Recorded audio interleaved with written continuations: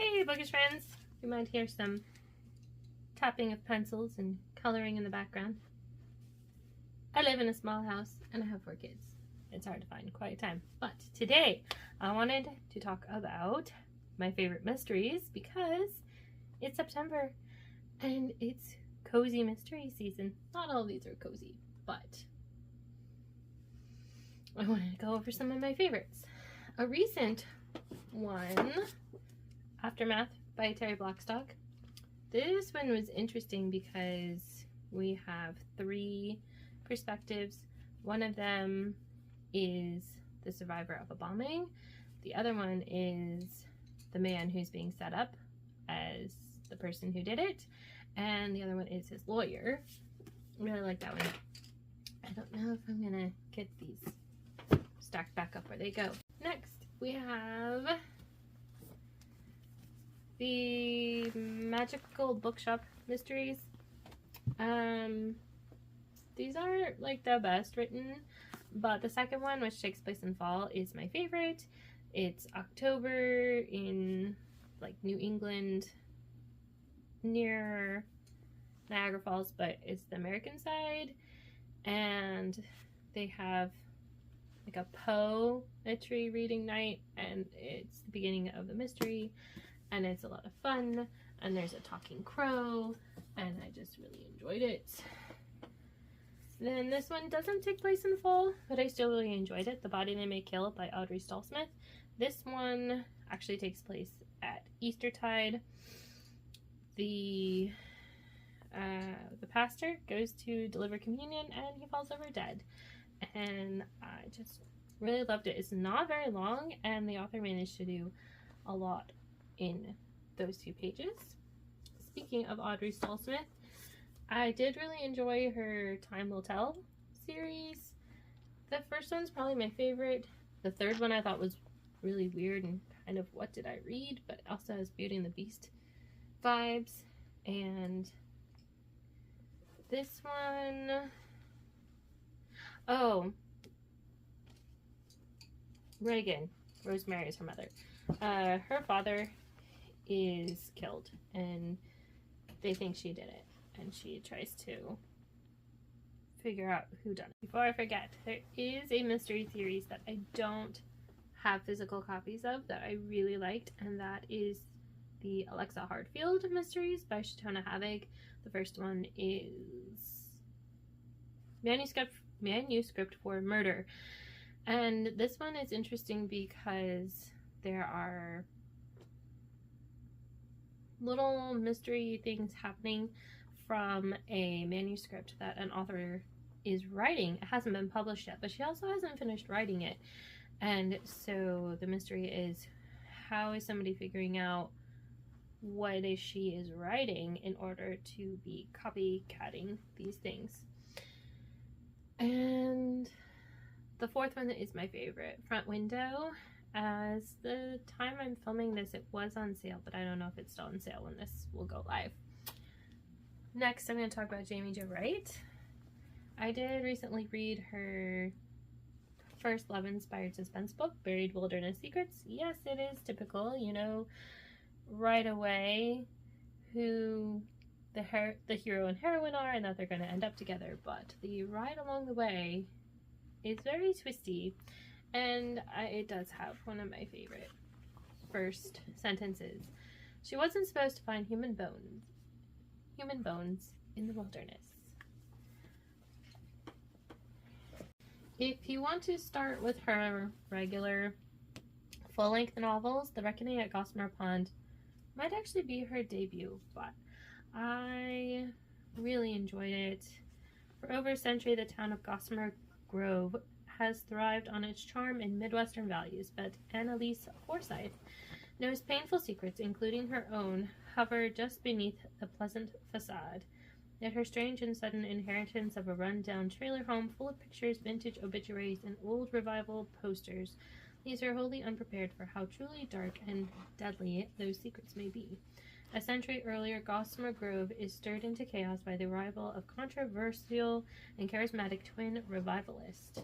The chaos takes a murderous turn when Libby Sheffield, while working at her father's newspaper, receives an obituary for a reputable church deacon hours before his death. Oh, right. She receives the obituary and goes to the house and discovers he's been murdered. One of my favorites of hers is The House on Foster Hill. All of her full-length ones are dual timelines. So there's one in the past and then one either present day or more modern. This one, okay, we have 1906. There's an unidentified woman found at the house on Foster Hill, and in modern day, there's a woman who is trying to restore the property and discovers the sinister history behind it. Another one of my favorites, The Premonition at Wither's Farm. We have 1910. There's a young woman who thinks she's a healer and butts heads with the local doctor, and is this the one with the cornfield killer? I think it is. And then modern day, we have a woman dealing with infertility and miscarriage, and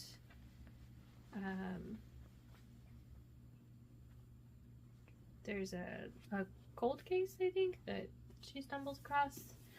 And then next we have all of the Mrs. Polifax books. I'm missing number 7. It's on loan to someone, but I love them all. These aren't exactly mysteries, they're more cozy spy novels. And Mrs. Polifax, who works as a courier for the CIA, even though she's very grandmotherly. And I have my set of the Scottish Bakehouse mysteries over here. I think that number 2 is probably still my favorite.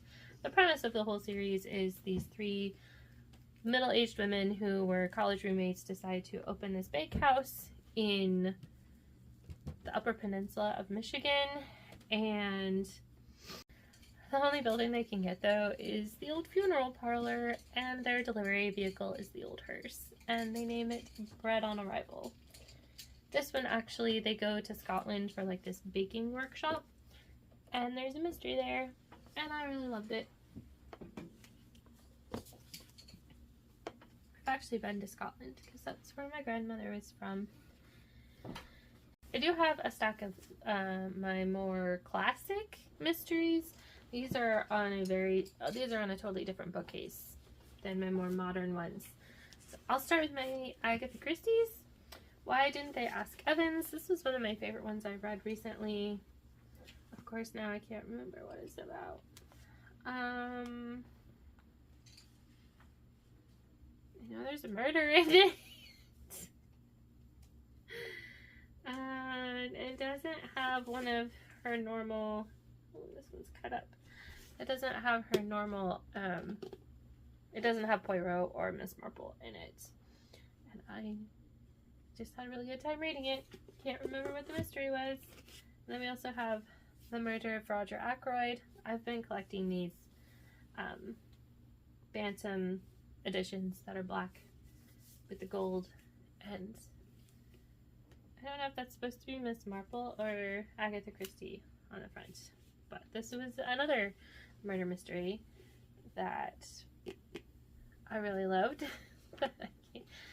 The only bad thing about these editions, there's nothing to indicate what they are about. You just go into them blind, and maybe there's a dead body and maybe there's not, and you get to be surprised.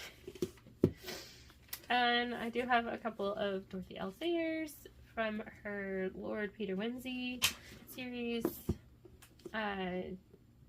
Clouds of Witness.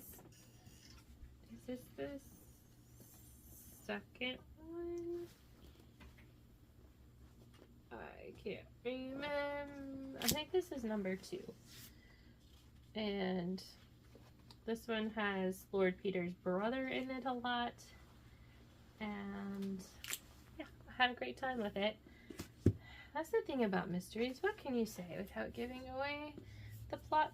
And Strong Poison is the 5th one, and it is the first one with Lord Peter's eventual love interest, and it takes them forever to get engaged and married, but really like this one. And I have the first Amelia Peabody mystery, Crocodile on the Sandbank by Elizabeth Peters. This is set in the past, and Amelia ends up on an archaeological dig in Egypt, and with what's his name? Now I can't remember.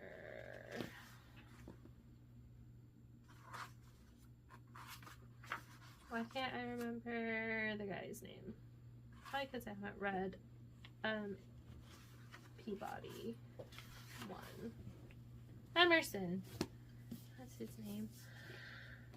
He doesn't want her there, and he doesn't like women in general, and they butt heads, and it's a great fun. And in addition to finding out where the tomb is that they're looking for, I think this one has this mysterious mummy who keeps showing up, and it's a lot of fun. So this was probably short, and I didn't do a very good job of describing these books because I don't want to give anything away. I really do enjoy just going into a mystery completely blind and not knowing what's going on and just being along for the ride, and a lot of these fulfill that, but I can't say too much. And some of them I remember enjoying them, but I can't really say what I remember that I enjoyed about them without giving away the plot. So yes, let me know if you read mysteries, if you have a recommendation for something I should try. I really want to try Benedict Brown and which is, I think this Lord Edgington mysteries are his, and then the Kinsey's Lady Hardcastle mysteries. I really hope to get to try those this fall. But yeah, and if you have a favorite Agatha Christie, let me know, because I have not read them all, and I would like to know which ones to prioritize next. Until next time, happy reading!